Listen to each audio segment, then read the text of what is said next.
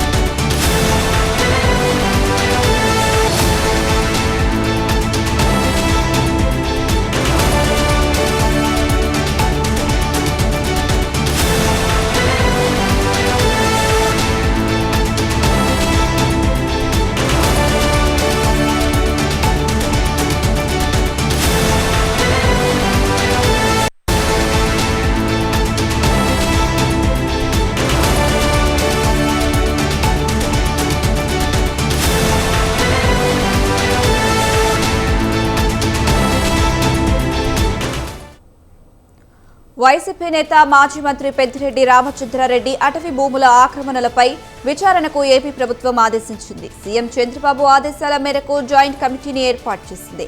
ఈ కమిటీలో Chittoor collector Sumit, SP Manikanta, Chandolu, IFS అధికారి యశోదాబాయిను సభ్యులుగా నియమించింది. పూర్తి స్థాయిలో విచారణ జరిపి నివేదిక సమర్పించాలని కమిటీని ఆదేశించింది. కమిటీ నివేదిక అనంతరం ప్రభుత్వం తదుపరి చర్యను తీసుకోనుంది.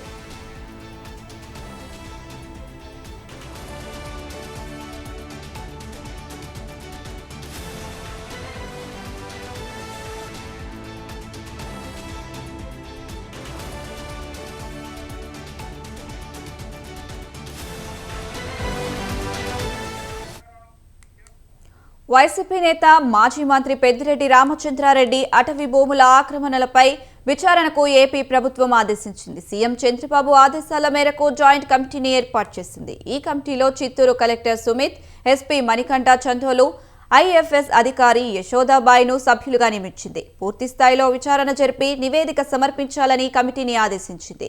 కమిటీ నివేదిక అనంతరం ప్రభుత్వం తదుపరి చర్యలు తీసుకోనుంది. ఇదే అంశానికి సంబంధించి మరింత సమాచారం మా కరెస్పాండెంట్ రమేష్ అందిస్తారు. రమేష్, చెప్పండి.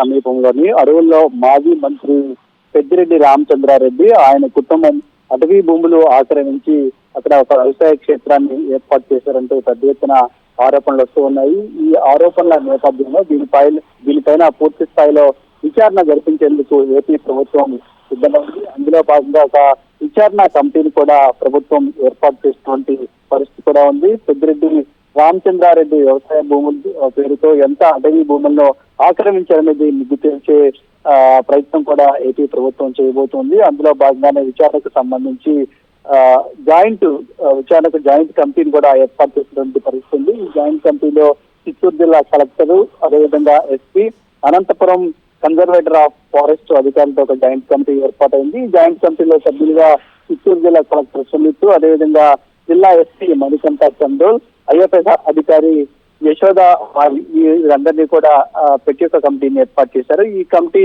ఆ భూములను పరిశీలించి అందులో అటవీ భూములు ఏమైనా ఉన్నాయా, ఉంటే ఎంత భూములను ఆక్రమించారనే అంశానికి సంబంధించి కూడా పూర్తి స్థాయిలో విచారణ జరుపుతుంది. విచారణ జరిపిన తర్వాత నివేదికను ప్రభుత్వానికి అందిస్తుంది. ఆ తర్వాత ప్రభుత్వం పెద్దిరెడ్డి రామచంద్రారెడ్డికి సంబంధించినటువంటి వ్యవసాయ క్షేత్రానికి సంబంధించి భూముల ఆక్రమణకు సంబంధించి ఏం చేయాలని దానిపైన ఒక నిర్ణయం అయితే తీసుకోబోతుంది. అధికారంలో ఉన్నటువంటి సమయంలో నిబంధనలకు విరుద్ధంగా పెద్దిరెడ్డి రామచంద్రారెడ్డి భూములను ఆక్రమించారంటూ గతంలో కూడా ఆరోపణలు వచ్చినటువంటి పరిస్థితి కూడా ఉంది. ఇప్పుడు మంగళంపేటకి సంబంధించినటువంటి అటవీ భూములను కూడా ఆక్రమించారని తాజాగా ఆరోపణలు వస్తున్న నేపథ్యంలో దీనిపైన పూర్తి స్థాయిలో విచారణకు ఏపీ ప్రభుత్వం సిద్ధమైంది. ఇప్పటికే డిప్యూటీ సీఎం పవన్ కళ్యాణ్ కూడా ఈ అంశానికి సంబంధించి పూర్తి స్థాయిలో విచారణ జరిపి నివేదిక ఇవ్వాలంటూ అటవీ శాఖ అధికారులను ఆదేశించినటువంటి పరిస్థితిలో ఉంది. మరోవైపు సీఎం చంద్రబాబు కూడా ఈ అంశానికి సంబంధించి ఒక ప్రత్యేకమైనటువంటి కమిటీని కూడా ఏర్పాటు చేసినటువంటి పరిస్థితి ఉంది. Anusha. Right Ramesh, thank you.